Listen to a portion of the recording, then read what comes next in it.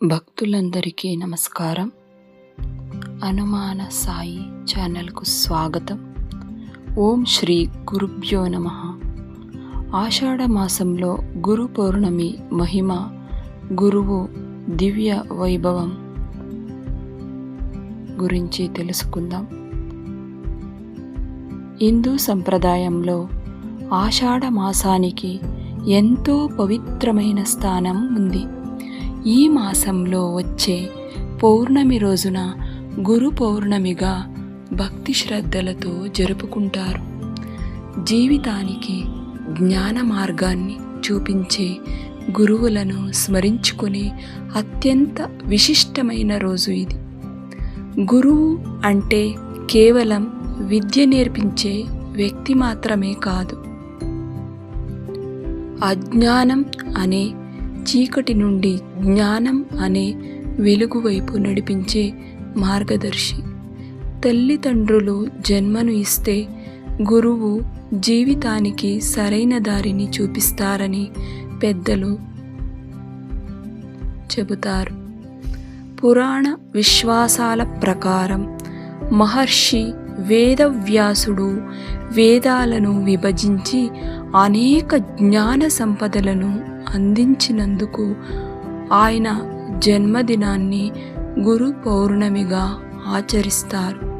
అందుకే ఈ రోజున గురువులను, ఆధ్యాత్మిక మార్గదర్శకులను భక్తితో పూజిస్తారు.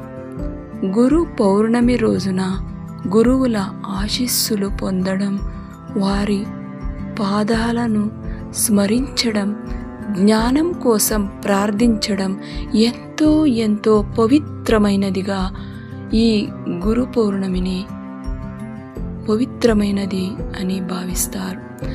గురువు అనుగ్రహం ఉంటే జీవితంలో సరైన మార్గం, ధైర్యం, ఆత్మవిశ్వాసం లభిస్తాయని భక్తుల నమ్మకం. అలాగే గురు మంత్రం గురు బ్రహ్మ గురు విష్ణు గురుర్దేవో మహేశ్వరః గురు సాక్షాత్ పరబ్రహ్మ తస్మై శ్రీ గురువే నమః.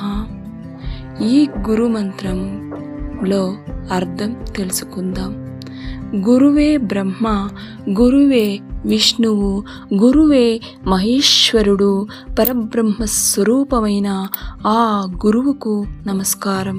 ఈ పవిత్రమైన గురు పౌర్ణమి రోజున మనకు జ్ఞానాన్ని అందించిన ప్రతి గురువును స్మరించుకుందాం. వారి ఆశీస్సులతో జీవితంలో సత్యం, ధర్మం, భక్తి మార్గంలో ముందుకు సాగుదాం. గురువు చూపే మార్గం జీవితానికి వెలుగు. గురువు ఆశీస్సులు జీవితానికి గొప్ప వరం. ఓం శ్రీ గురుభ్యో నమః.